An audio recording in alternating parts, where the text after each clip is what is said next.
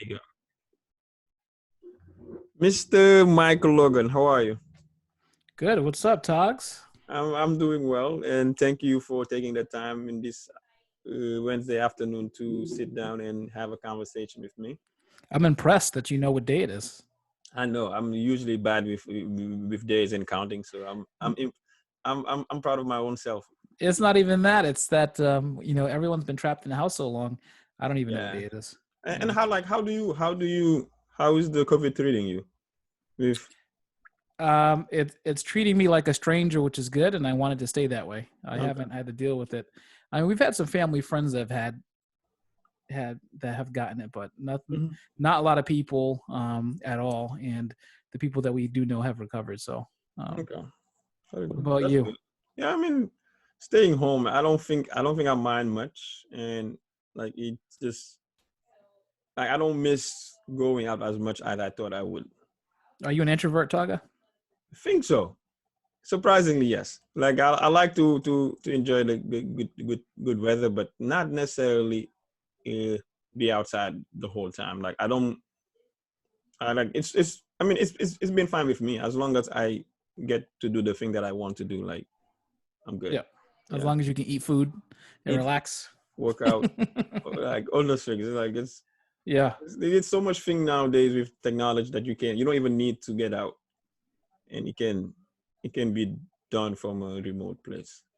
It is amazing that you can connect and see people and talk and Mhm. obviously as humans we still have the need to be touched and things like that, right? But for the most part, being able to see and talk to people is good. The fact that we can have an interchange of encouragement, you still get the same chemical response in your brain interacting with someone than you do if you touch them, so it's good. Yeah, it's been, I mean, it's been interesting and inspiring slash reflective of how you run your life on a daily basis. I think it's really, at least for me, I've been thinking about it more like how do I use my time? Like if I were going to work, if I was outside, how will I be more effective? Or will I be more effective or will I be less effective? And I think it's a really it's challenging, Hmm. mostly for like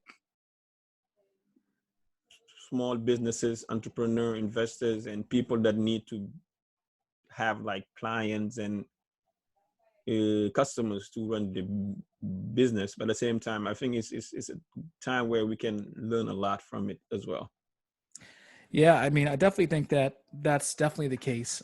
It's put a lot of things in perspective for me too. Business from a business standpoint and a personal standpoint, it's allowed people to heal and to, like you said, be reflective, but also to be able to kind of take a step back.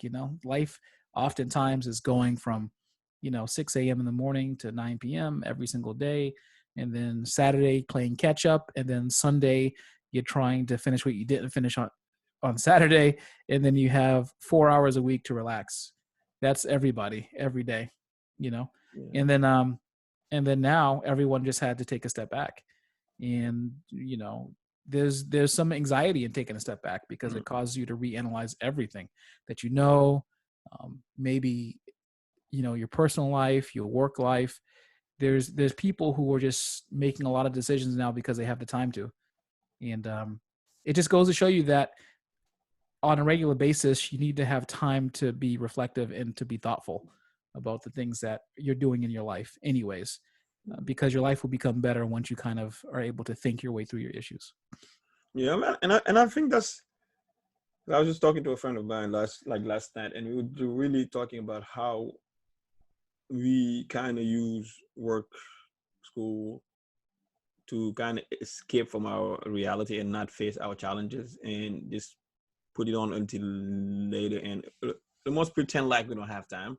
And Mm-hmm. now you realize actually you do have time, just never face your reality. You like always trying to avoid it, always trying to find a way around it. And it's I mean it's just my perspective, and I think it's a really really interesting time for humanity, and it's more like a gift for us to reflect, which we didn't want to do at first.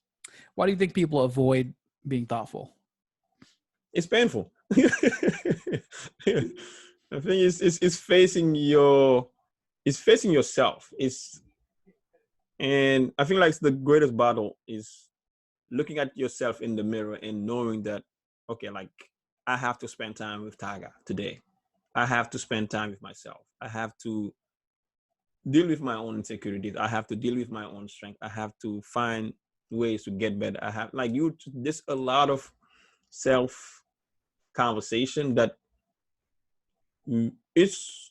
I mean, I've read a stat somewhere. They say that like 80%, 86% of our thoughts are actually negative. Imagine being by yourself all day and having that constant thoughts coming into your mind. Like a lot of people don't want to deal with that. And yes, you might escape for like a month or two, but in reality, that never goes away until you properly deal with it. It's true. And I think that when people are confronted with anxious thoughts and self-reflection, it's usually, it could be due to the fact that they lack contentment for what they currently have too, And so, when you think about what you have in your life and you compare it to what other people don't have in their life, then you realize how fortunate you are.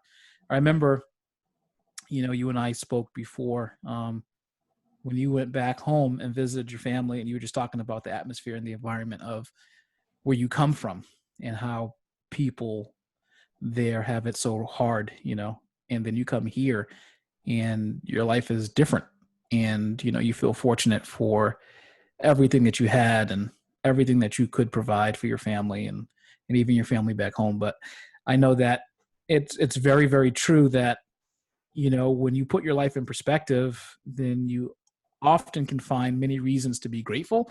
And so this is why I think that thinking about grateful thoughts to start your day are a big help. It really helps to set your mind. And it doesn't mean that every day you're going to be waking up like, la da da, it's the best day in the world in ever. But giving yourself 3 things to be grateful for when you first start the day is important. Number 1, for being alive. Number 2, for whatever it is that you do have, if you have it. Hmm. Number 3 is maybe the ability to continue to get what you have and to keep yourself healthy. Yeah.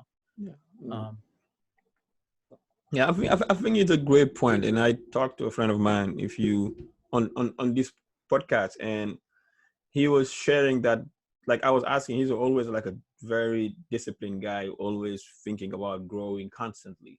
And I was telling him like what's the key to discipline, and he told me gratefulness. And like I think it makes sense in this aspect where the if you're more aware of the blessing you have in your life, you tend to be more take care of it even more. Even like when it comes to your health, when it comes to your body, it's like if you really appreciate what you have and you've been sick for a day or two, you realize how important your health is and how you take it for granted, but really is a gift to you that you should respect. And to go, we didn't even have time to introduce ourselves. We just went right to the topic. I And think that Taga, you and I over the last 3 years have had really deep top conversations I a know, lot. I know, and now I'm having like the flashbacks of I even forgot about that conversation we had about Senegal, and it's just like these are the moments that you quite miss, because I was going through my phone and I was looking at like the video that we took when I used to work for Next Level Fitness, and that's where discovery makes you appreciate the smallest thing, when like even as small as a kettlebell or a dumbbell, or like those things that we going to the gym even we took for granted a lot, and now you realize wow, it was really a gift every single day, waking up and be able to go to train people or be able to see clients, be able like to take care of your body and even help someone else take care of their body. I think like it's more like a kid that you deprive from a toy, and the whole time they miss the toy so much that when you give it back to them, hopefully they make a good use of it. I mean, what about even the fact that you could have, even if you were by yourself, you can go out for lunch and you could sit there and the sun was shining down on you while you're eating your lunch, out with other people. You could observe the world while you were eating, and that was nice. And the ability to kind of look around and see and kind of guess about what's happening in people's lives privately. And now they're kind of trapped in those lives a little bit. But, yeah, definitely the little things are the little things are not really that little anymore, are they? No, and that's really what I've been reading. I've been listening to like a book from James Clear. It's called The Atomic Habit, and he was talking about how change actually come from a small, let's say, if like from a small change of habit. For example, like you don't necessarily have to read the whole book. Like start with one page every single day, trying to increase and be consistent. And it changed my perspective when it comes to what's small and what's big. It's like, oh, that's like, is it really a thing? Is it really, or just from our perspective, we judge it small or big? For example, today, like as small as just walking from here to the restroom, we take it as like it's just small. It's like, but if you if it might take someone like at least a minute to get there, so it's small to you but big to them. So it's really, to me, depends more or your perspective or and where you seeing it from. And I trying to get away from small or big lately and trying to just see it for what it is and not give it like a name or even a label. Yeah, and even anxiety. So you think about where we are right now, Mm-hmm. and a lot of people are anxious. Small business owners are anxious, large business owners are anxious, shareholders are anxious, husbands, wives are anxious, children, single people are anxious. A lot of people are anxious. But what is anxiety really? Anxiety is really the fear of the unknown future, right?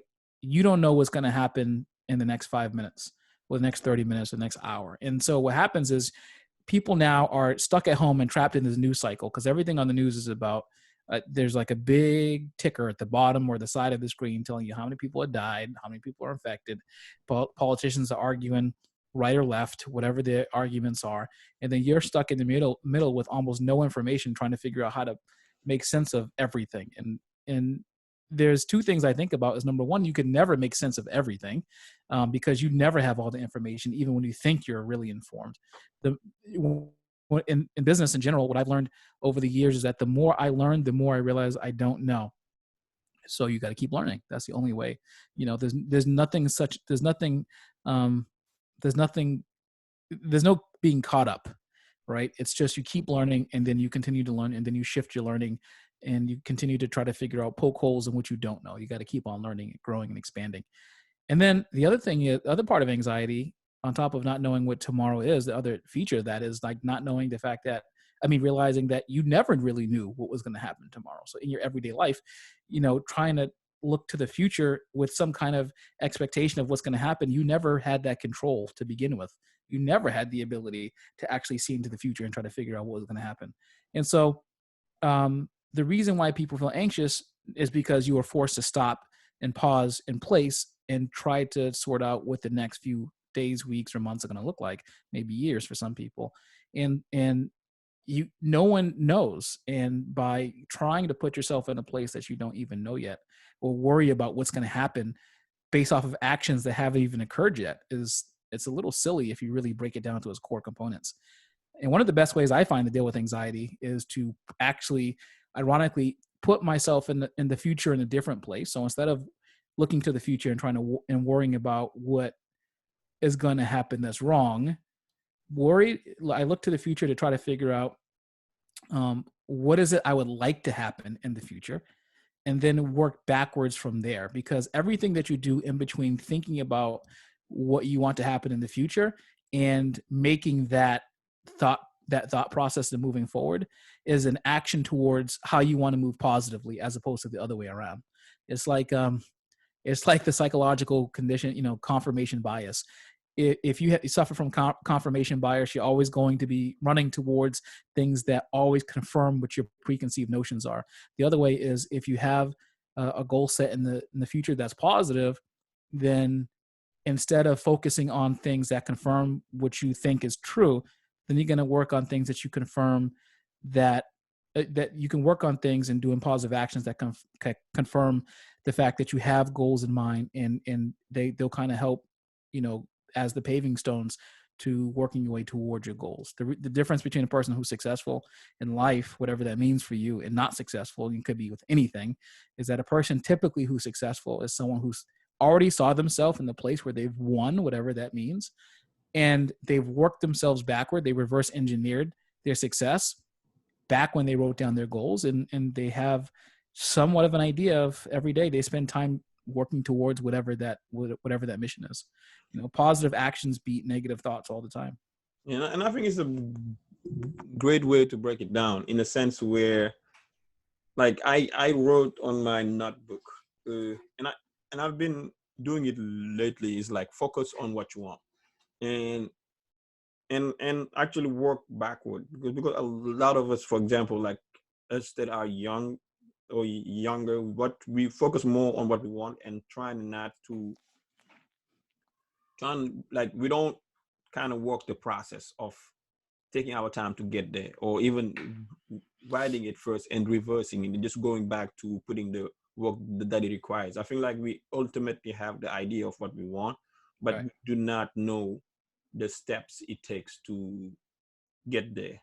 And I feel like it's a great way to spend your energy on positivity, not necessarily just waking up and just screaming and dancing and all those stuff. I used to think like that, but now it's more of a what do I want and what do I do to get there. And I think like that's it's it's tough because not every single day you have the drive or the consistency to actually go after it. And my question will be more like, how do you, because I'm always been impressed by your quest for knowledge and the quest of learning. Like I feel like Micah is always trying to grow and trying to learn, and like where does this of learning and growth come from?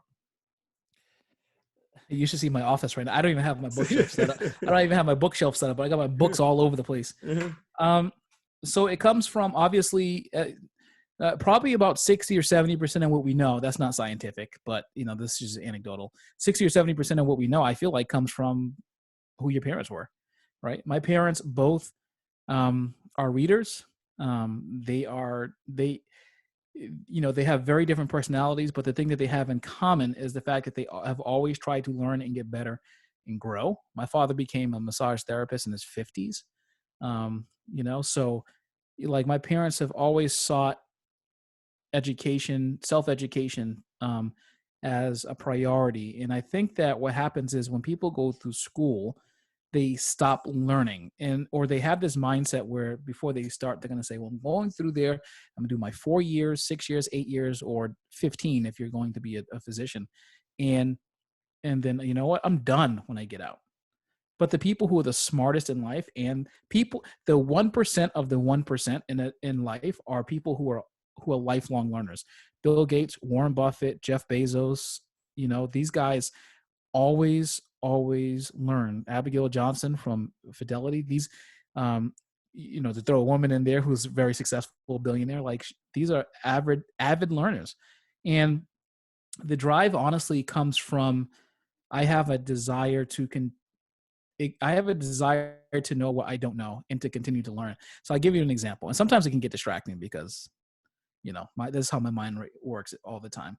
And, when I first started investing in like the stock market, one of the things I did was I started watching the business channel that always talked about the stock market and everything. And so what I did was I had my phone with me and I had the market, and I would just literally, any word or any concept that I didn't understand, I wrote it down and I Googled it. It's amazing in a year what happens to your education when you create your own glossary of terms that you didn't know, and then you go over it and then you learn it. And then you can look back and say, man, look how far I've come. But I have a lot more to go. Like, I don't understand how analyzing a company for a value and whether or not I want to invest in it. I look at their price and earning ratio. I look at their debt to, the equity ratio, the return on equity, like all this stuff that you may not know at the beginning. When you kind of slowly take it in bite-sized pieces, it becomes better. But, there are people who say I hate reading, or there's people who say, like, they make a lot of excuses why they can't do something. But nowadays, with technology making life easier, there's no reason not to learn. Like, we live in a time right now where it's literally, I know that. So life is hard for some people, but don't get it twisted. There's never been a better time to be alive than it is right now. You can go to Walmart and get an air conditioner for $99. Like, when in history could that happen, right? um like, people and even in Africa, people in Africa have electricity. Like, Acon is helping with a lot of lighting up Africa, that internet technology. There are experts who say that, like, kids in Africa, in some places that were way behind in infrastructure, like to America and other developed countries, they're saying that these kids that are born are gonna be born with a higher technological skill set in Africa than in other developed countries, because we've had the learning curve. These kids are being born directly into this culture where they have all this technology. Like, yeah, life does stink for some people. It's true. But largely, humans have never had it good. It's about being positive, I think. And then learning. Like, I just have a natural desire to take in as much information as I can. I read about personality and psychology. I read about business and investing and running small businesses. I tend to not read fictional stuff. It's how my brain works. I connect more with non-fictional information. Mhm. And it's interesting that you actually mentioned fiction, because that's what I've really been interested lately. My mind actually do not work like that, but lately I've been focusing a lot in like imagining things and using that imagination into your advantage. I feel like that's one thing that fiction does best. It's just room for creativity, and almost, which I'm like, for those who don't know, like, I'm going to school for finance. I'm more of like a number type of guy. It has to make sense. But now I think like my challenge being more of a switching a little bit toward this, even science fiction, and just allowing my brain to just create whatever it needs to create. And I think it's really important, because I share the same, not as the is at the same extent as you, but I feel like, to me, and I always make a joke, like, we go to school for 4 years, but we put our backpack down, and I think that's the sign of, like, okay, I'm done studying, I'm done growing. And I feel like, if you in you if you in when you're in a school of life, you should never stop learning. Like, you should never stop growing, because it makes zero sense, because life will keep happening every single day, and it's things evolve in fitness, in finance, in psychology. Like, they find out studies every single day. Yep. Like, you just can't stop, you can't afford not to grow. But like, how, let's say for example, you're a business owner Yeah. right now, Mm-hmm. and you've been owning for that business for how many years now? I've been in the business world for more than 10 years. But I have a location in downtown Boston. I've had that since 2014. So about 5.5 years. And how is that business surviving under the COVID? I think it's like, Oh, it's closed. Yeah. We lost half our business to either cancellations or suspensions. Yeah. Half our revenue. that's because I was thinking about it. It's like, how does uh Are you coming back? Is that why you ask it? No, sir. no, man, that's what one of my friends was telling me. I feel like I'm transitioning more about uh how do I say it, more of education type, rather than, like, I will train, of course, in something that I'm always passionate about. I will always Yeah. like to train people, all the stuff. I know. But I always tease you about coming back, though. That's why. no, it's I know I miss it, to be honest. I miss training. Mhm. I think it's one of the things that I naturally don't mind doing, and the more I do it, the more I realize I really love training. And like, for those who don't know, Micah been mentored me through my whole training thing, and all I learned from training, most of the thing came from the studio, and I thank you for that always. And like, it's been a really great experience being Yeah, at we had a lot of good life chats too. yeah. And I think it's that's the funny thing is I remember those live chats more than I do the training part. And like how like it's just amazing, and I feel like a lot of the people that we meet, of course, it's gonna be for work for some time or like for school, and I think like what's really matters that I remember most is the live conversation, like the relationship. Yep. You remember that day I saw you? So Taga was really mad one day, and just I think he was more than mad. He was just like in a place, you know. So Yeah. it's hard to describe it. Mm-hmm. And I saw, you know, of all the places I could have been in the world, by the way, because you know I travel too, right? In the world, in the country, or around the city. And what happened, Taga? Who did I see? So it's okay. That was I think it was those we were breaking the fast, or it was a Muslim holiday. I Yep. remember it was Eid. So I was really upset. I was mad at Mike, of course, and at life in general. So Yep. I'm walking towards a friend's house, and I see a black Mercedes. I'm like, this car is familiar.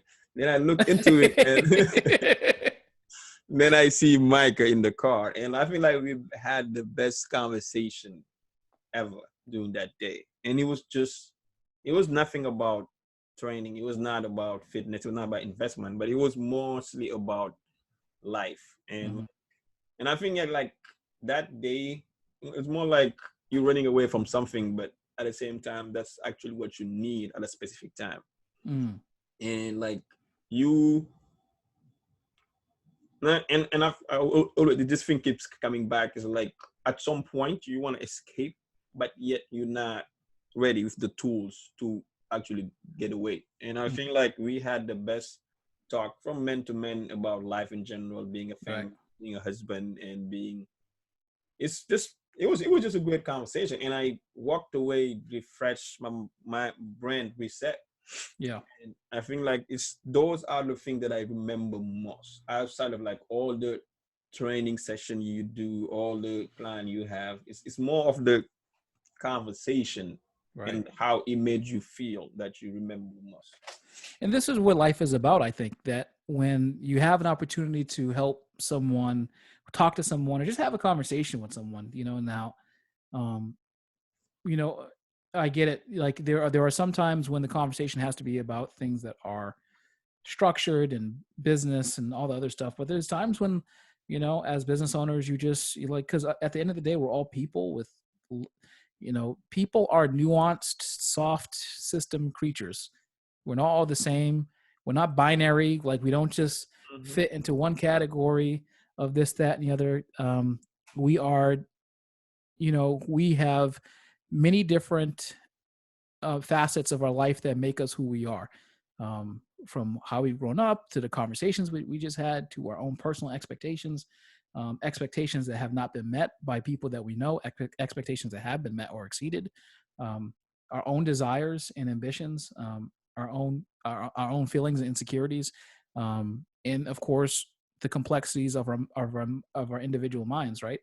And so, you know, that conversation that day that you're talking about, it was just as good for me too, because it was able, you know, it was an opportunity for me to just say, hey, look, you know, like, you know, we don't have to talk about these other things today, because today it's okay not to talk about it. Let's just talk about, you know, what's really going on. And of course, like, you know, I knew that you know, there was something else going on, but like I was excited by that conversation because I knew that was an opportunity for us to be able to just talk about something maybe a little different. You know, not that the other stuff is not important or wasn't important to you, but there was something that was more important at that particular time.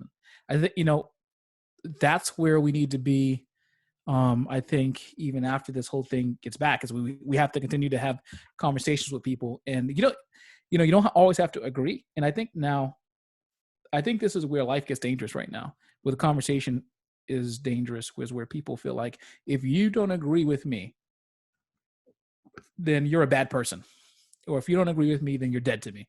It's like life doesn't work that way. It's like, you know, I cannot agree with you, you know, and still respect you. for taking the time to think about an issue and all the other stuff, but yeah, life is about these conversations are what make life, like you said, important, And I think that's the point of my podcast, is just to have a conversation. And I think like this, how many conversations changed my life, how many like small, even small talk, people that you don't even know, that just change your whole perspective. And I feel like it's really important what you said is, and not to necessarily agree and say eye to eye.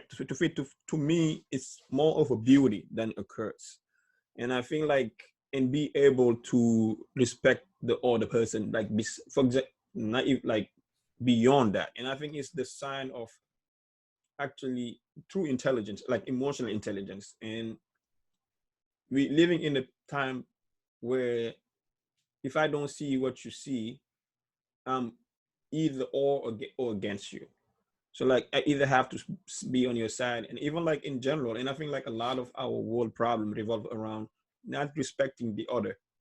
Example, I'm from Africa. My culture background is different from your background, which is normal. But at the same time, we share so much uh, similarities that the difference are actually enjoyable. It's more of a like a beauty than rather occurs. Of course, sometimes you don't see eye to eye, so you don't agree on every single thing, which is, even in a relationship, you can't do that, even if you mm-hmm. pretend to.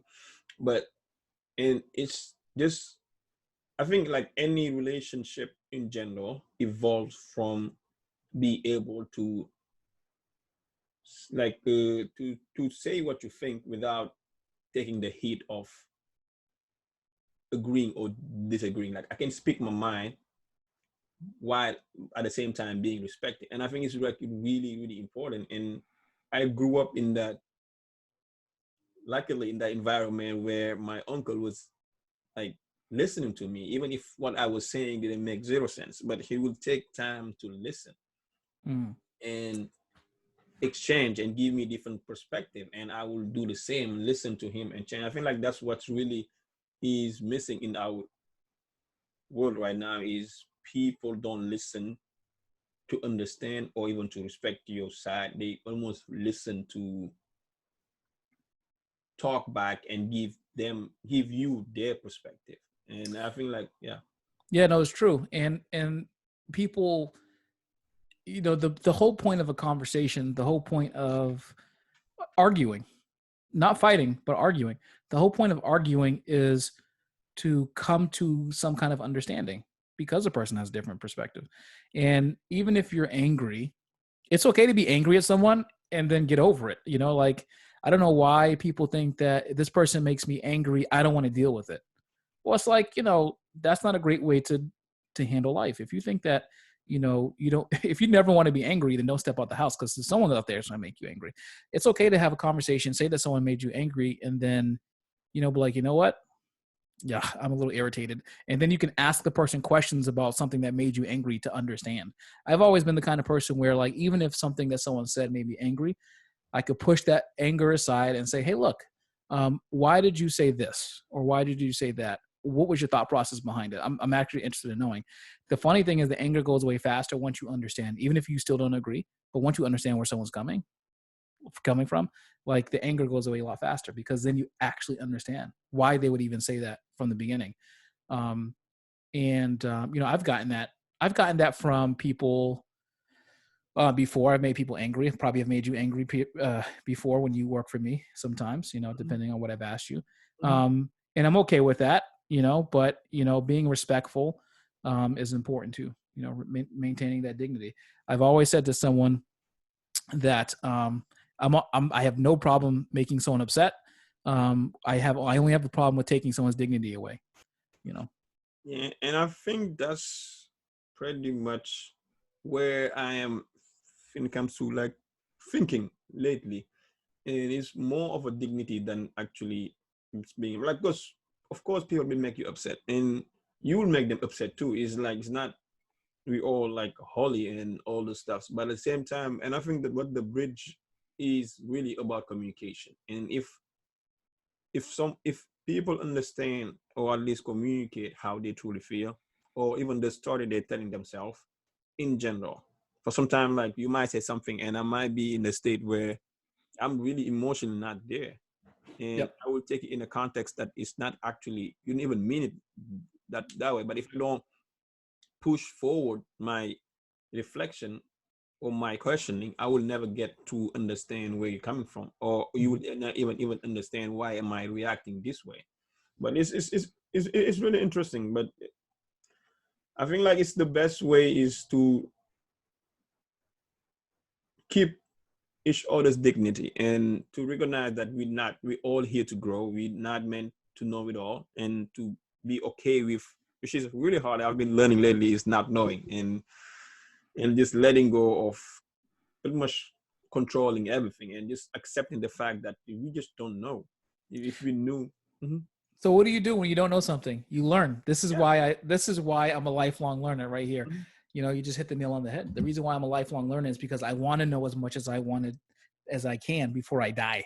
Mhm. You know, and I'm not doing it to impress anybody else, and I'm not doing it to make myself um, seem smarter than someone else. Mhm. I'm doing it because you have to want to learn and educate yourself for the right reasons, and it can't be about anyone else. It has to be about you. You know, it has to be about your own personal desire to grow. It can't be about that you want to be considered an intellectual because you know all this stuff more so than somebody else.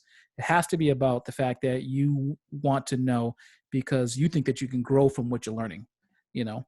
And if someone asks, and then along the way of life, if someone asks you how you feel about something, if they want to engage you on what you know, then you let them do it, and that means that they're asking for your. But otherwise, like you're gonna enjoy education so much more if you do it for your own personal reasons than you do it for reasons that involve other people. And I think that's really important because that was about to be my next question. And I think like education get tiring if you only do it for others.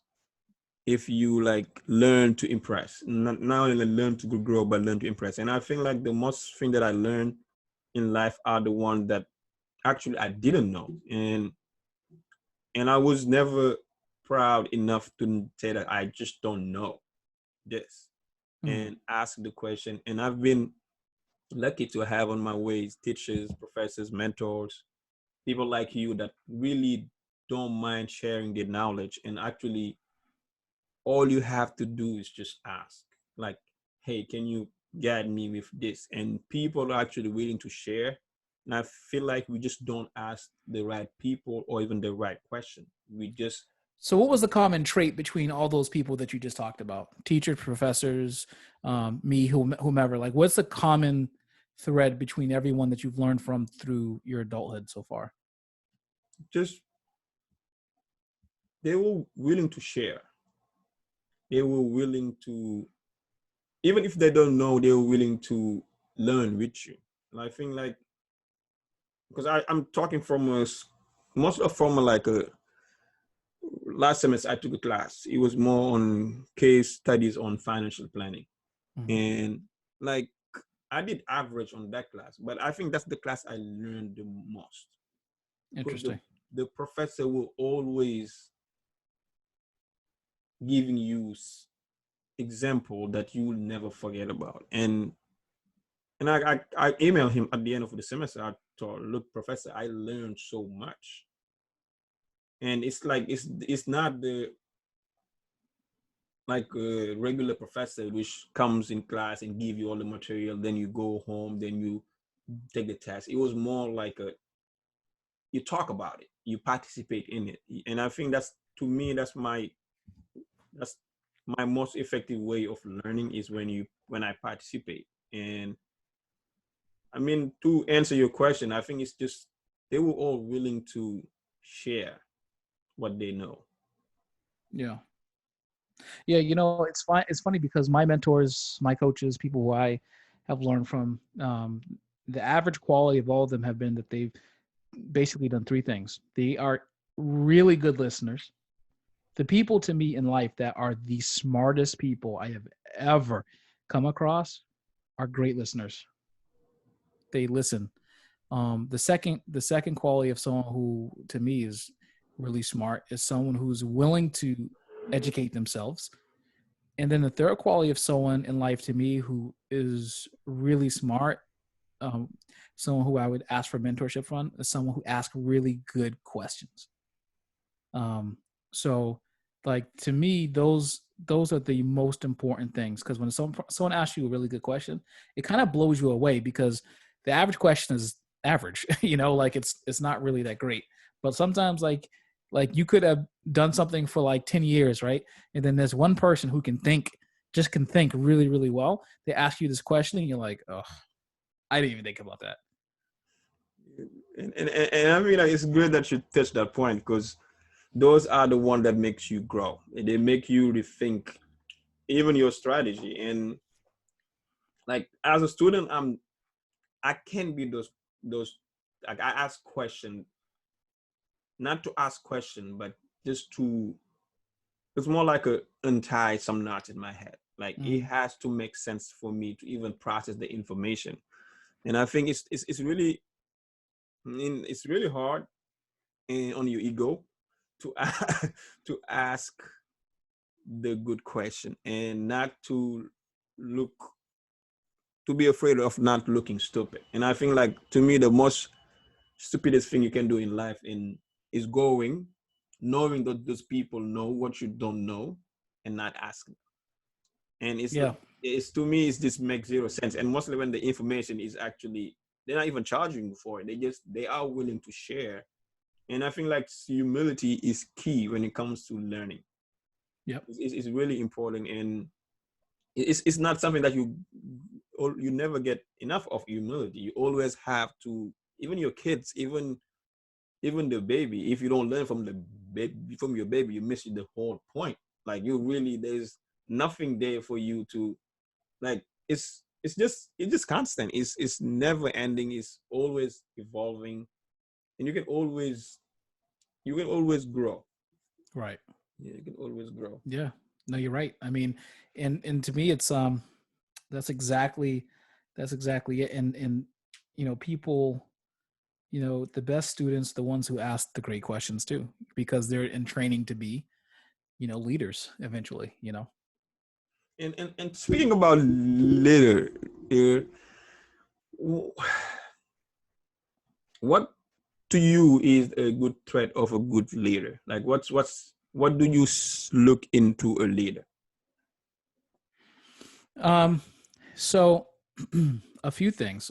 So number one, a good leader asks good questions. But and is a good listener, but also a good leader is someone who has the ability to think outside the box, um, and to really understand understand the the people and the culture and the time that they're leading. They can take all the information and they can turn it into they can mobilize it into action. And a leader has got to have vision. If you don't have good vision, then you're not a leader. And the reason why is because oftentimes leaders have to be able to make adjustments when it comes to themselves. They have to make adjustments when it comes to the people who they're leading, and they have to make adjustments to their philosophy or plan in order to accommodate for situations that come up. And so being part of a leader to me is like, you have to have vision. You have to be a great communicator. There's no leaders that were not a great communicator. I don't care who you are. You go back historically through all mankind, the best leaders are the best communicators, hands down. When they finished talking, everybody knew exactly what they were saying, or they had more questions to ask because they were so inspired by what the person said. Um, so number one, a great communicator. Number two, they have to have vision. They have to have vision. Number three, they have to be able to take that vision and create a plan of actions, steps to follow that vision. And then number, I forget what number I'm on. I think number four, they have to be able to continue to educate themselves and be able to they're willing to be lifelong learners. Yeah, and I mean, those are a good point. And I'm really interested into the communication part. And I think like it's really, really important for a leader to be able to communicate well the thought. And at the end, people will have more question rather than what are you trying to say. Mm-hmm. And I think that with the era that we're living, where the communication tools are many, Mm-hmm. it's easy to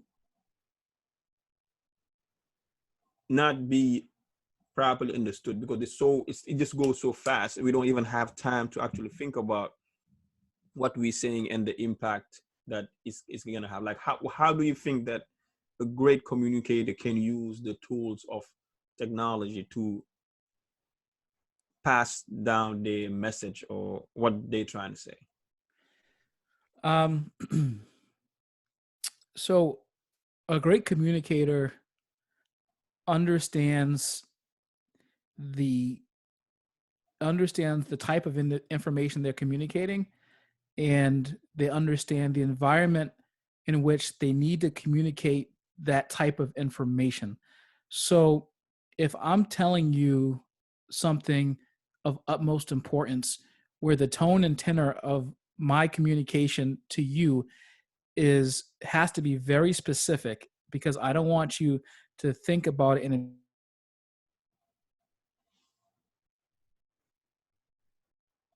different way. I'm going to call you so that you know. Um, if so, a person who is a great communicator understands the way in which and we're all human, so we make mistakes sometimes.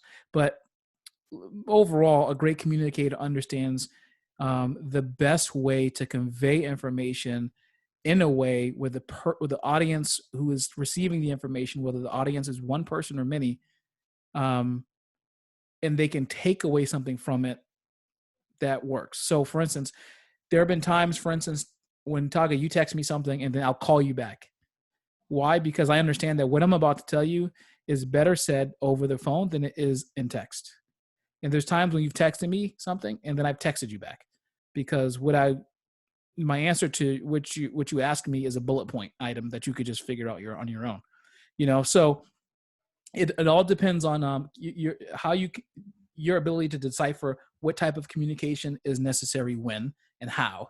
So you got to read the environment, and then you got to be able to take that high level of information and then convey it in a way where people can receive it as good as possible. Now, this is coming from someone who has had communications issues with people in the past, because I'm very blunt sometimes, and it's not because Taga's laughing because he knows. So, so sometimes my communication style at times makes people angry or rubs them the wrong way. But at the end of the day, they know that I it's truly important for me at the end of the day for them to understand what I'm saying to them. Now, they may not like it. They may like it. It's fine. It all depends on what's being said. But, I just want them to understand where I come from, so that when they ask me follow-up questions or when they're thinking about what I said to them, there's no difference or they may say, oh, he's a jerk, but they won't say that I didn't understand what he was saying. Yeah. And I think I think I found in leadership position, communicating is extremely hard. And because in a way that sometimes the way you're communicating is like, instead of calling, you texting, instead of emailing, you like just using the wrong tools. And I think like to be understood is even more important than to be like, because people will like you or dislike you. Like that's you're not gonna please everyone. It's just impossible. But as long as what you're trying to say, because to me it's really hard to compress your thoughts and write them down or communicate them in a way that you actually mean it.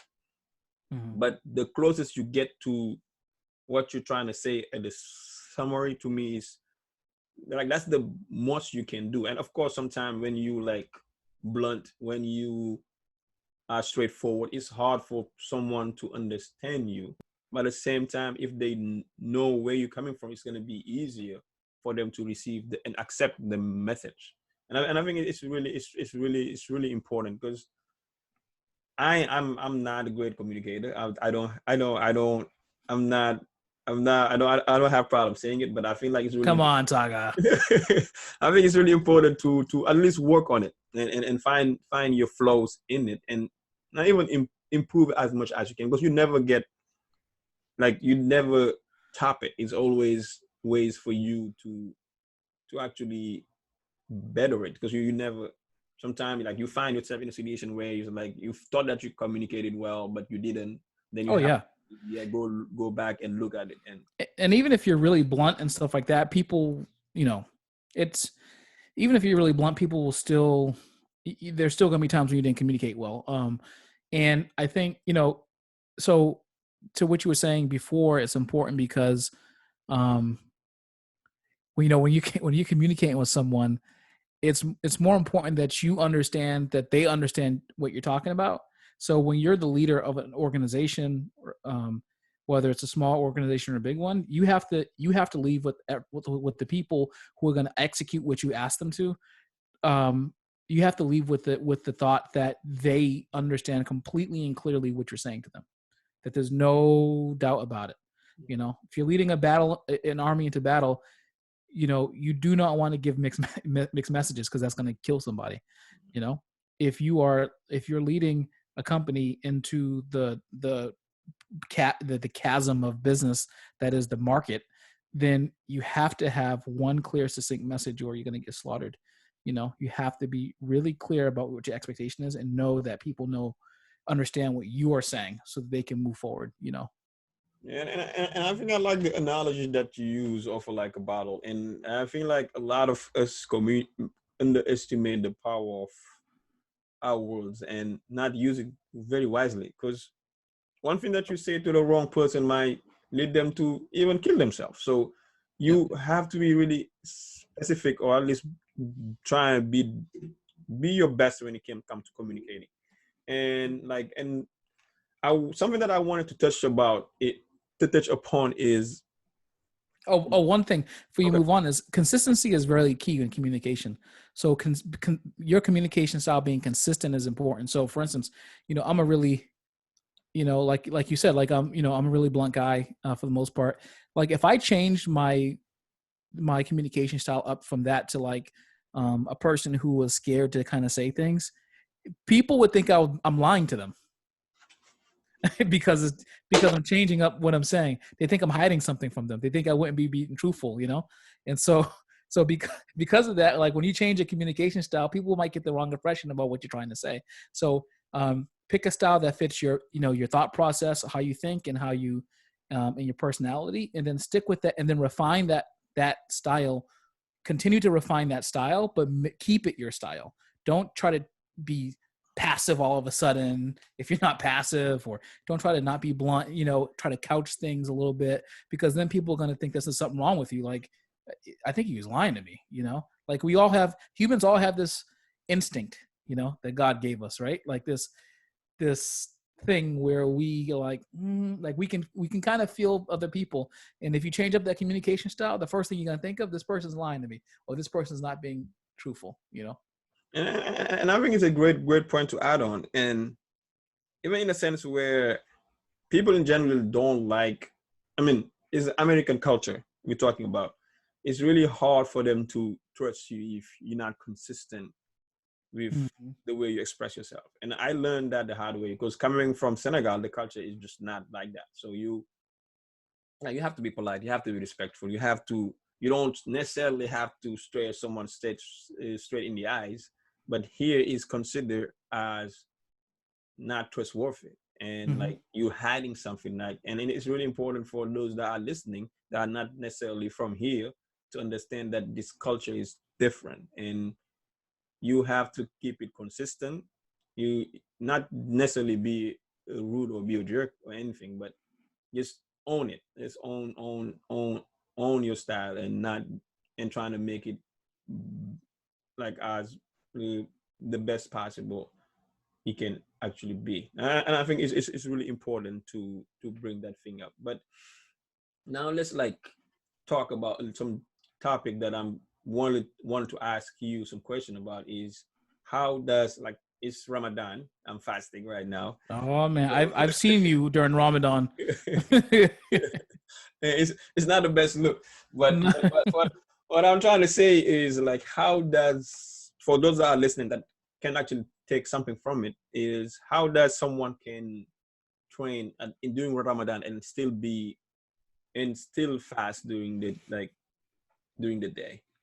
So I'm a big proponent of fasting outside of the specific religious reasons why you're fasting, right? Anyways, because science, a lot of functional nutrition and nuclear science has shown that fasting has a wonderful effect on your body on a cellular level. Cellular cleansing takes place when you fast, and so whether people knew that thousands of years ago or not, when it was started, the point is that there is good scientific basis for fasting.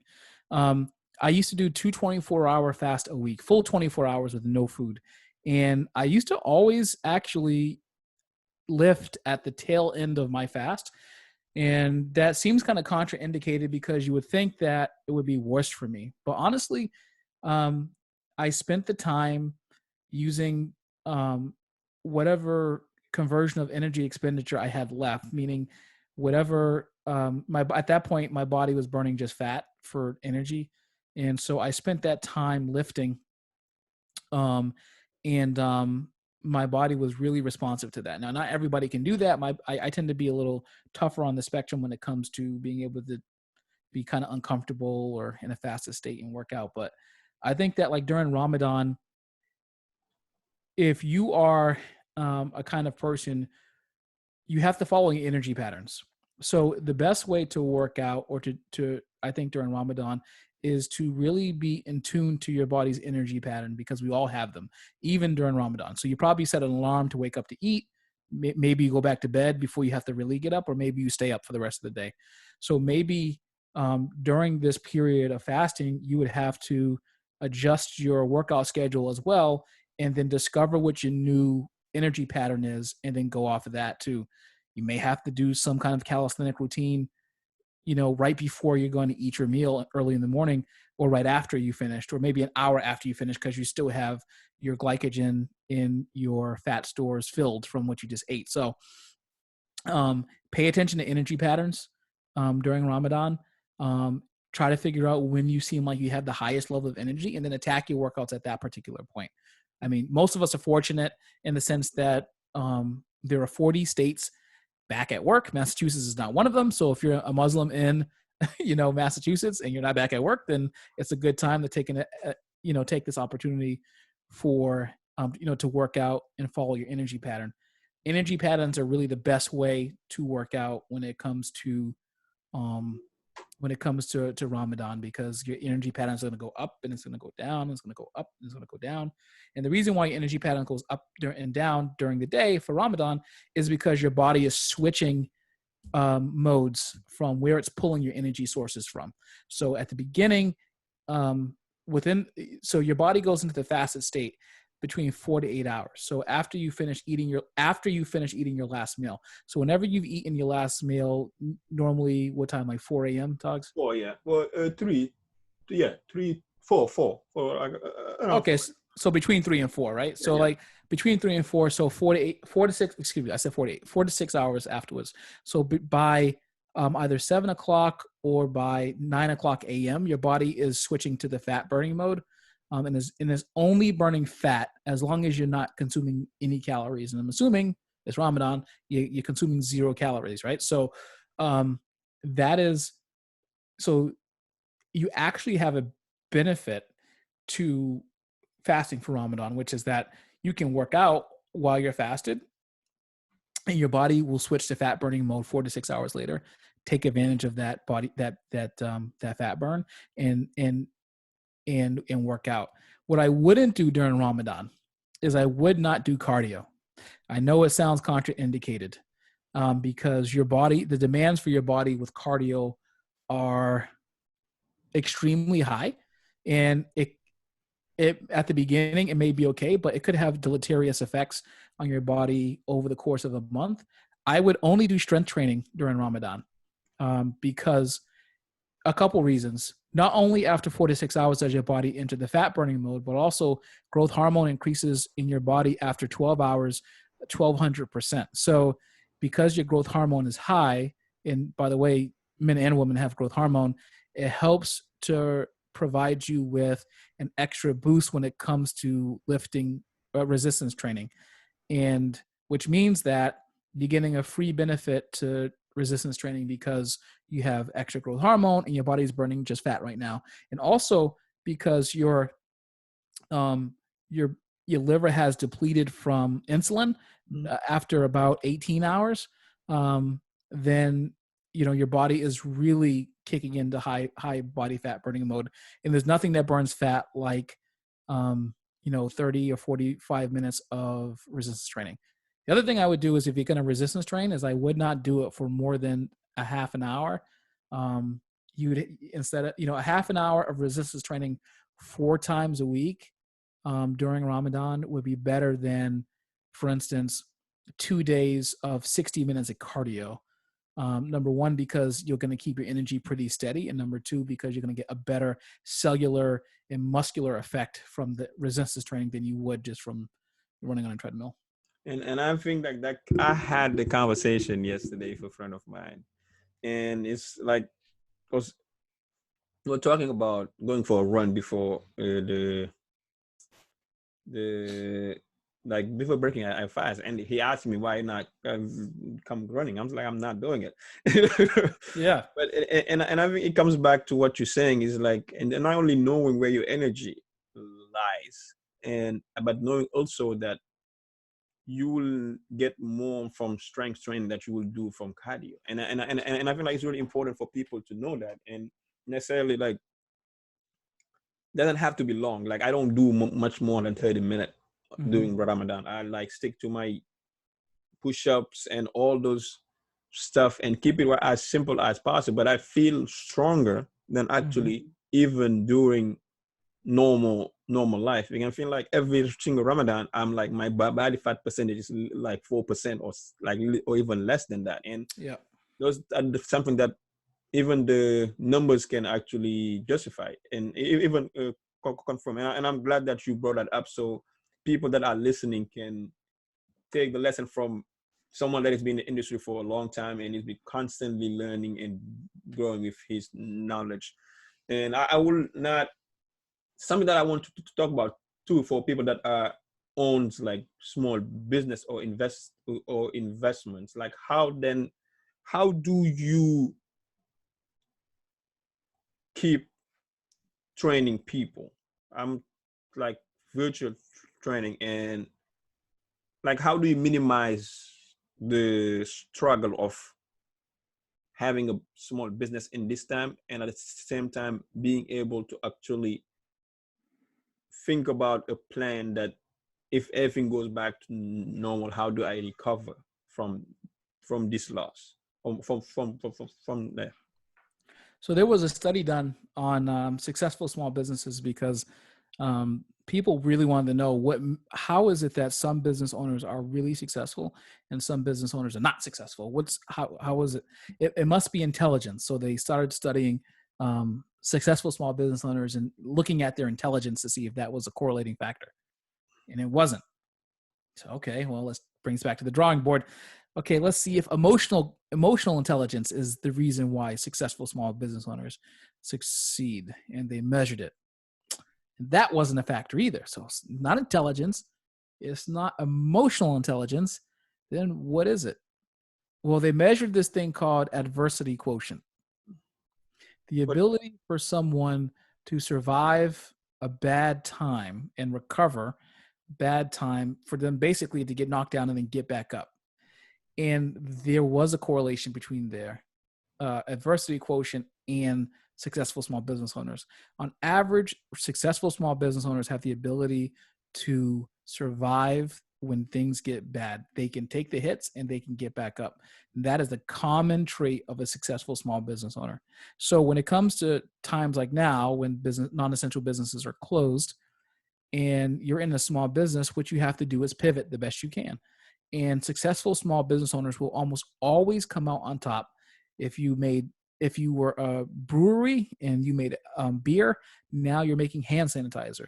If you made sweatpants, now you're making face mask. Like this is what small business owners do who are successful, they pivot. They have the ability to adjust how they do business, how they work, and they apply their pivot, they combine their emotional intelligence with their ability to survive, and they have the ability to think their way out of problems and survive them. They're tough enough to survive them. You can't be successful and stay down at the same time. It's like, get up. I can't get up. It's like, all you got to do is put your legs down, put your feet down, and stand up. If you can do that as a small business owner, you'll be fine. And so that's really how, if you're a business owner, you have the ability to survive these, hard times. If you're an investor, right now, you need to be able to also pivot, and then you need to be able to allocate your investment capital in a way that that mirrors what your goals are, depending on what your goals are. And as you know, that people have different reasons why they invest. Some people invest in the short term because they're more speculative and they're trying to make money off of things that go bad or good, which is why some people make comments in the media that they do, because they know that they're going to make money when things go bad. But you also have people who are investing for the long term. And so oftentimes the people who are investing for the long term, like myself, I'm a long-term investor. I'm not a short-term investor. They don't lose money during this time because they simply don't move their money. They just in fact, they start buying more of what is what's out there than less. Warren Buffett said that when people are fearful, be greedy, and when people are greedy, be fearful, right? And there's a reason why you have to act that way as an investor, because you never know. Because people are panicky animals, and we all know it. People see something and they run. And so, but when they run, it's time to be smart. We need to buy investments or invest in things like you shop for groceries. That's what Benjamin Graham said, who was Warren Buffett's mentor. He said that when you buy investments, you want to shop for them like you shop for groceries. If you were looking for paper towels, right, an 8-pack of paper towels, you may buy the 8-pack of paper towels at CVS for $29.99, or you may say, well, let me just see what they have at Walgreens or Shaw's or Stop and Shop, and then you're gonna compare the two. Oh, look, at Stop and Shop they have them for $18.99, which means that I'm gonna get the same pack of paper towels for less money, or I'm gonna get an 8-pack of a similar brand for less money. It's a value buy. So if you're a value investor, or if you're into investing for long term, then oftentimes you're gonna find opportunities in a market like this where companies that were priced way up here, like Apple, they're not going to drop down to zero. You can forget that. Apple has too much cash on hand to go all the way down to $14 a share, but they did drop 30%. That's a great time to buy Apple, because Apple's a strong company with like $500 billion in cash in addition to all the assets they have. And then it's going to eventually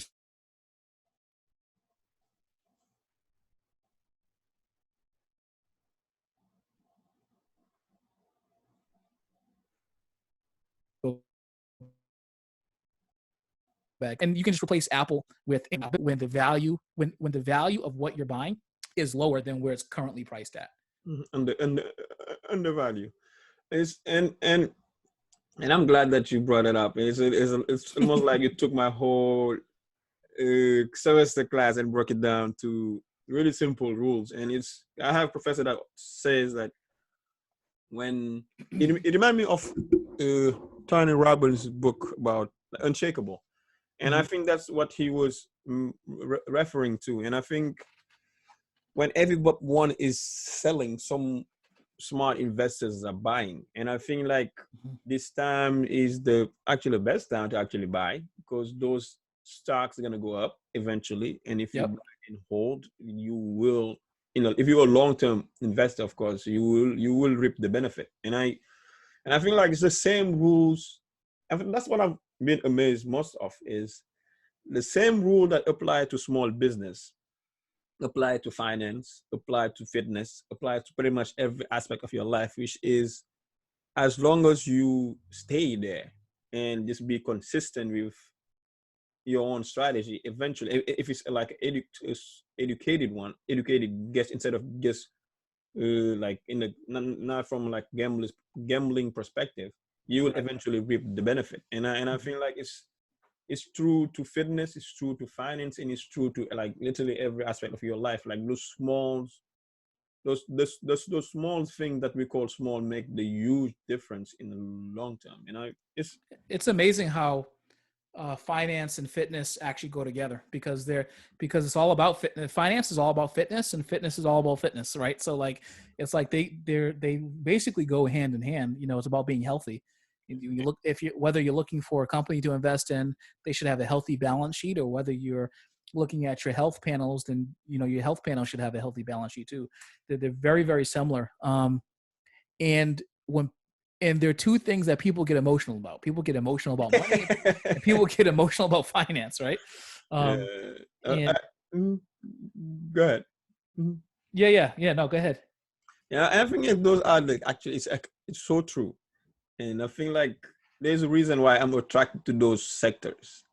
Mm-hmm. Is it's take care of the emotional side, and finance is really emotional.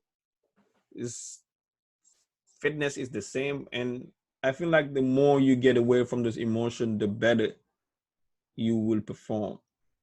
And trying to be as realistic. And remember, it remind me of that the remember when we used to do like the initial assessment. Yes. The software that we use will give you an idea that like if you want to lose, let's say like 20 pounds in 1 month, it will say your goal is unrealistic.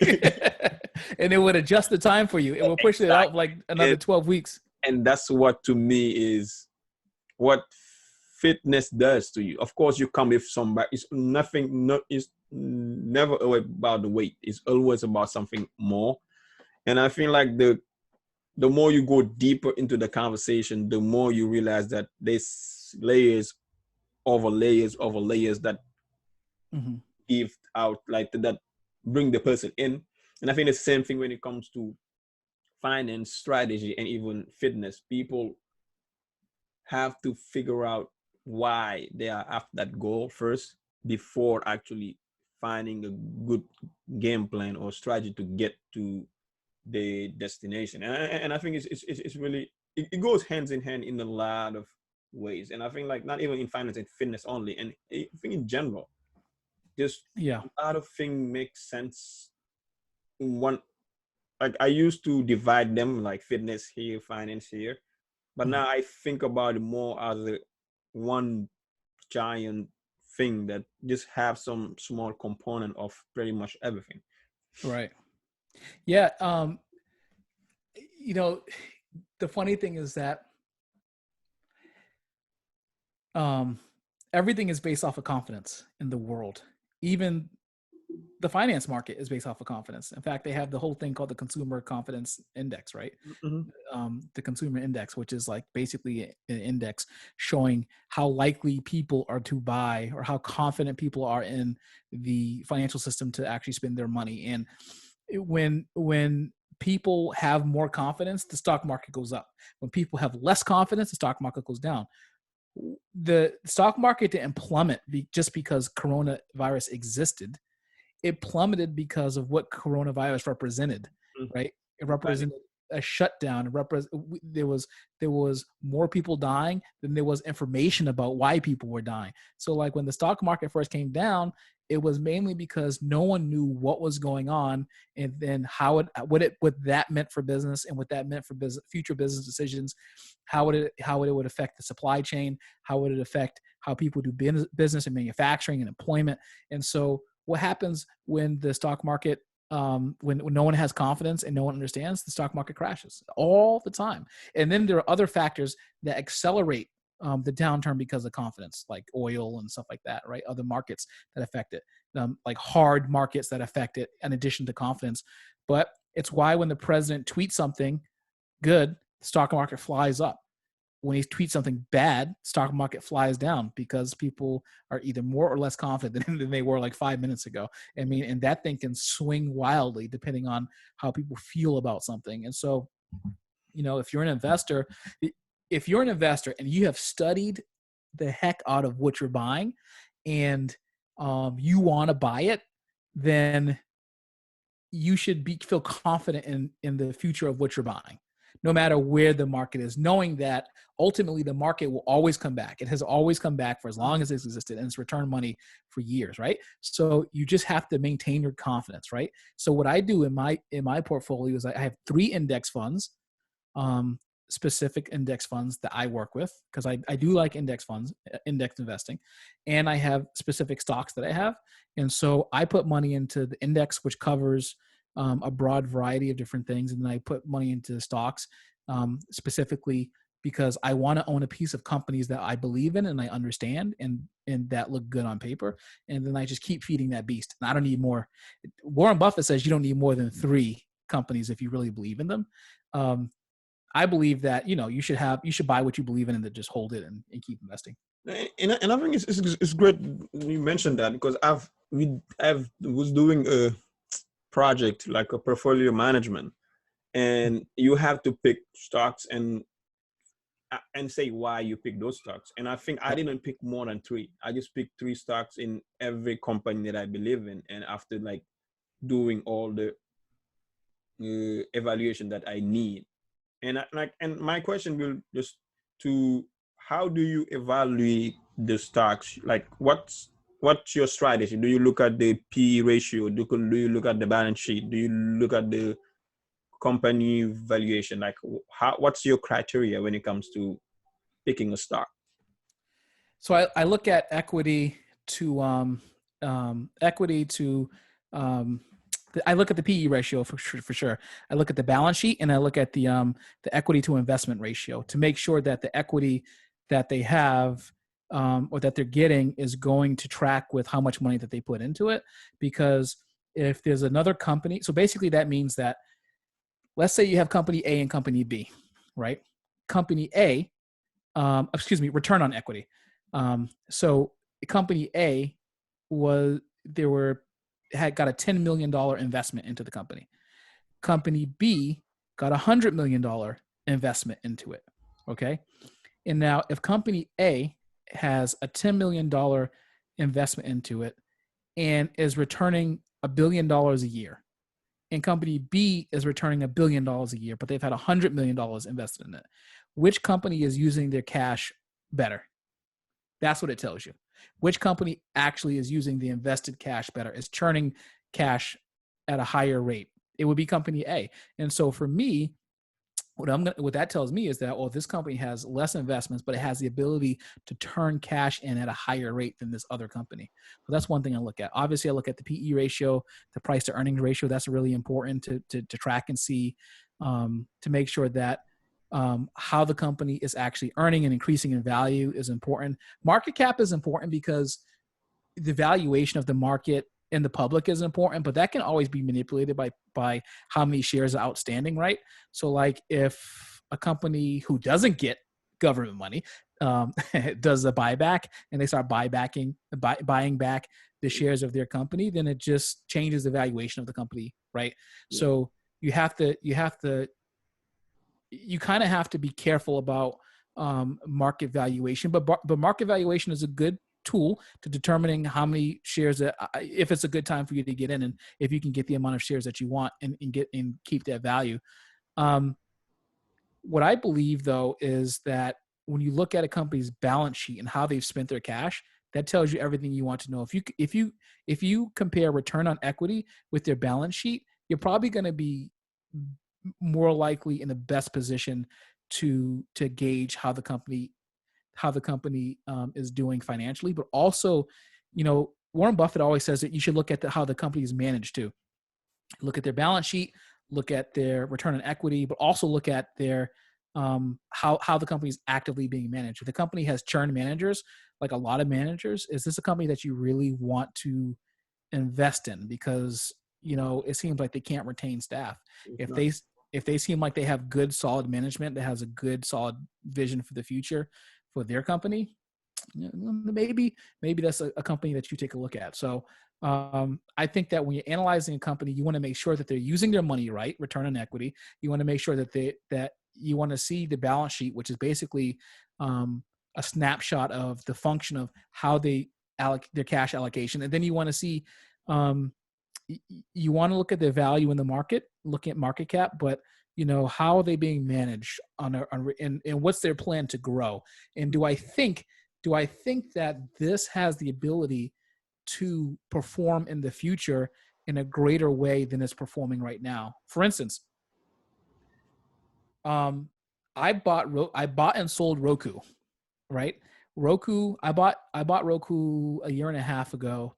I bought it at 85 a share. It went all the way up when I sold it to $140 a share, and then I sold it. And now it's back down to 125 a share, and it's kind of been up and down, up and down, up and down. The reason why I bought it when I bought it was because I looked at their cash and I looked at their, return on equity. I looked at their balance sheet, and I heard an interview with the CEO of Roku on CNBC where they talked about what their goals for the future were and how they were going to, what their strategy was with competing with things like Amazon Fire Stick and other streaming agencies. And I said to myself, look, Roku is an aggregator of streaming apps, and they put all these things in one place. And at the time, I said to myself, people are going to, especially when Disney Plus came out, people are going to want all their apps in a singular place, even if they can't afford to have a smart TV. They can get the Roku and they can have everything in one place. So I thought that it was a great time because there was this big thing about cutting the cord. There were a million articles on cutting the cord, meaning reducing your cable bill, and Roku was at the exact right spot. And then they had a plan for adding other features and benefits to their service. So I thought that it was a great time to buy this company, given that people were going to be cutting their cable bill or their direct TV bill or their satellite bill over the next couple of years. And that would just increase Roku stock because people wanted all their streaming in one place. And even if they couldn't afford a $2,000 TV, they could afford to buy a $100 Roku. So and then have everything right there and have their old TV function like a smart TV. So that's why I bought it. No, and I think it's a great investment strategy. And I think the one that I missed upon is Netflix, because I wanted to buy it when the share was like 64. And I was going through the same evaluation, mostly thinking ahead of what's going to happen in the future. I bought Netflix at 120. Oh man, I had it at 64, and something was telling me buy it, because just that not even knowing the cash, the balance sheet, all of stuff, but mostly about where the future will be and how their vision and how they will perform in the future. And I think it's really important when it comes to buying a share. And something that I want to ask you about, and this out of curiosity, is do you invest in mutual funds, or you would rather invest in index? ETFs are much better than mutual funds for a couple of reasons, I believe. Number one, mutual funds have a higher expense ratio than index funds, ETFs, and they're not as liquid as ETFs are. The barrier to entry to get into a mutual fund is much higher than it is. And the ETFs, for the most part, mimic the market. So they're designed to mimic how the market works. So the great part about that is that if you have the market go up to 29,000 and you're invested in a total stock market ETF or an S&P ETF, it's going to track the same way that the S&P and the total market does. So however the Dow does is how your total stock market ETF is going to function. And so, and the mutual fund expense ratio is something like 2%. The expense ratio on an ETF is 0.02 for Vanguard. Vanguard total stock market, their expense ratio is 0.02. That's ridiculous. Yeah. So you're getting more for your money, and it's totally liquid, which means that you can buy the entire stock market or the Dow, for instance, and you can get out of it in minutes, seconds. You can buy it and you can trade it just like a regular stock, and you're not stuck having to conform to the rules of the mutual fund. Mutual funds have a lot of rules. Some of them you can't even get in unless you have 50 grand, right? And if you're a beginning investor and you're an average American, you probably don't have $50,000, or whoever's listening to your podcast, You may not have $50,000 to drop to get into a mutual fund where they're going to charge you a 2% management fee. That's a lot of money. That's too high, and I think It's high. yeah, and I think it's just to shed some light on those like terms that people don't quite actually understand much, and it's really, I think like finance is as cool as fitness to the point where like the terminology is just unfamiliar to some people, but the understanding is just what's lacking the most. And I think like if what you said earlier is really important, that like the health is just not about fitness only, it's in general, like mental health, physical health, financial health, and it goes along all those aspects of your life. I don't want to hold. I get excited about this stuff. Obviously, you can I tell. know, man. I get this. I mean, that's something that we never. I'm actually learning. Because I'm even more excited that we actually share this common passion. Because I'm really interested in. I'm almost like very close to graduating in That's cool. finance too, and I'm constantly actually learning, even from talking to you, about a lot of things that like a lot of strategy when it comes to finance. And I think it's really important that mostly African Americans and Africans in general understand the importance of finance. And And here's the thing is, so here's a website that everyone can go to, is at investopedia.com. Investopedia.com is a godsend. That website, investopedia.com, it defines all these things. It has simple videos. It explains what PE ratios are, what return on equity is, return on investment, any financial term you need, it can do that. But number two, what I would say is, if a person's interested in finance, they just need to jump right in and go to CNBC. If you have cable, CNBC, or go online, cnbc.com, and look at some of their financial conversations and do what I did initially, which is I didn't. It was like they were all speaking like a different language that I don't understand. yeah. And then I just wrote down the words that I didn't understand, and then I looked them up, and then I eventually slowly looked at the funny thing is, once you look up the words and you define what they mean, it's so simple, it's not even funny. Like they just give these terms, these complex like language and these complex words to very simple ideas. Mm-hmm. And I think that's the reason why I love that class, and I'm gonna even give him a shout out. It's but the professor name is Ahmed Kafish. He's a like he does the asset management, and I think like his class, just the way he would design it, that's what you would have to do. You like, I was going to invest in that website so much, and breaking down like what's the Roth IRA is, what the 401k is, like any they make it. I'm more of a visual type of learner. Mm-hmm. Then like the video are small and simple and short, and you remember them as you go. And I think it's really important to get familiar with those terms and not be afraid to just learn. And they don't have to start anywhere. You just have to watch the news, trying to find where to interpret, to analyze what you're finding, and have just good conversation with people that actually are in the industry. And I think that this is the best way of learning, at least from my perspective. Oh, the thing is, like, honestly, it's like the great part about watching the finance channel, like CNBC, is that they only talk about other news outside of finance when it's relevant to finance, right? They're not talking about how many people died. They may mention it briefly, but it's not like they have these long opinion pieces about it. It's all about what's going to affect finance and what's going on in business. And the reason why that's important is because if you want to focus on finance, like, you need to know what the Dow is. You should know what the S&P is, the NASDAQ. You should know what some of the terms that we talked about today are, and you should know what they mean. And you should honestly develop for yourself an investment strategy. Like, what kind of investor are you? Like, what are your priorities? But whether you're in business, whether you're in fitness, or whether you're in finance, whenever you're planning for each one of those things, it all starts with, what kind of life do you want? All of it.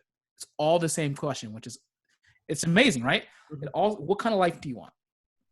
It all starts with that: fitness, finance, and business. What kind of life do you want? And then once you answer that big question, then you can start answering the other questions.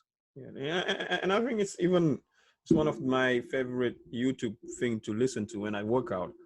Is like, I mean, I feel like he just break it down in a way. It's like, what type of life do you want, and like how he mentioned, like, it's a motivational thing on YouTube. Let me try to find out and share it with those that are listening. I usually listen to when I work out.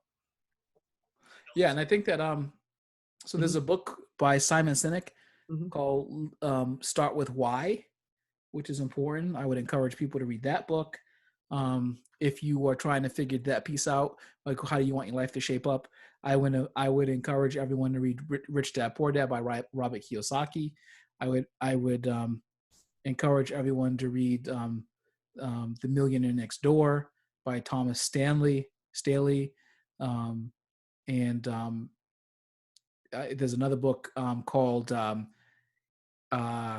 that I've read called those three are some of my favorite. Also, there's another one by Robert Kiyosaki called the Cash Flow Quadrant, which is great. And then there's another book called um, Think and Grow Rich. And Yeah. then there's another book. I won't give you guys too many books, but I have a big list. There's a book by Tim Ferriss called Tools of Titans, and that book is nothing more than a bunch of what he learned when he interviewed some of the best people in the world at what they do. Yeah, The mindsets, the activities, what they do. That's a great book. and he had a good podcast too when it comes to like finance. Tim Ferriss. And like, I think the YouTube thing is Dream 2019 Motivational Workout by Billy Olsbrook, and that's the only thing I listen to when I work out for a year. So he almost goes back to those same things, like literally, what do you want out of your life, Yep. and right, draw the picture of what you want, and actually work backward, just like you were saying earlier, and trying to get back to Yeah. like the original plan. And I think that's really, and thank you for sharing all those books. And for people that want to follow Micah, where should they go? If you're on Instagram, you can certainly if you're interested in my life, you can go to Micah Logan one that on Instagram. If you're interested in hearing me talk about business, specifically small business, I have a podcast called The Common Sense Show. That's sense, CENTS, like dollars and cents. So The Common Sense CENTS Show. Yeah, those are probably the best ways to hear, like, to see some of the things I'm doing, and to hear my thoughts Yeah. on business, things like that. And what about like you also the owner of Next Level Fitness, which The owner of Next Level Fitness. So at Next Level Fitness Boston is my Instagram handle there.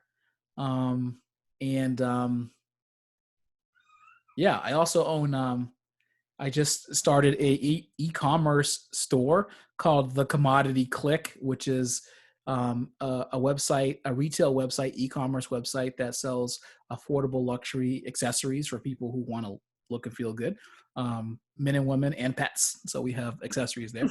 And then lastly, I am also just got tapped to be the CEO of a company called Hush Frame. They're a soundproofing company that just recently created and patented a device. This is it right here, that goes into walls when you're building a new construction. It attaches to studs in the wall, and it kills sound up to 80%. It's the only device on the market that can be attached to wood furring in walls, and it basically kills the sound as noise travels through walls. That's interesting, because I'm really interested in the soundproof. I'm extreme when it comes to noise canceling. Yeah. Yeah, so this is an interesting device. So basically what happens is this side would attach to a stud, and then there would be a strip of wood that goes across the front, and then the drywall that goes on the strip of wood.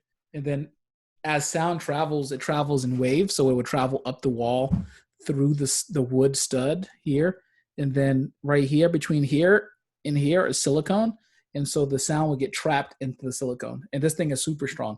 This thing can hold up to can hold your whole wall. Basically, it's called decoupling. So it makes the room like the room that you're in now or this room. It basically makes it a room inside of a room. It floats, and so it's not actually attached to the studs in the in the room. Like the everything looks like a regular room and it feels solid, but it actually technically is like floating so that the sound doesn't travel out, it doesn't escape.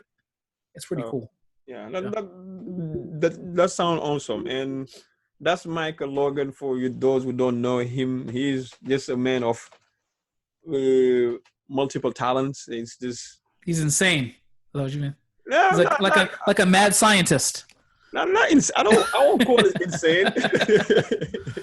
That would be very judgmental because it's just someone that is curious about life and he just don't mind exploring new territory, and that's something that as I'm really impressed about, is someone that is not afraid of trying new stuff. And it's a trait that I think we should all aspire to have, and not not be afraid. Just have the courage to learn something that is new and explore and go in different horizon and just expand as much as you can.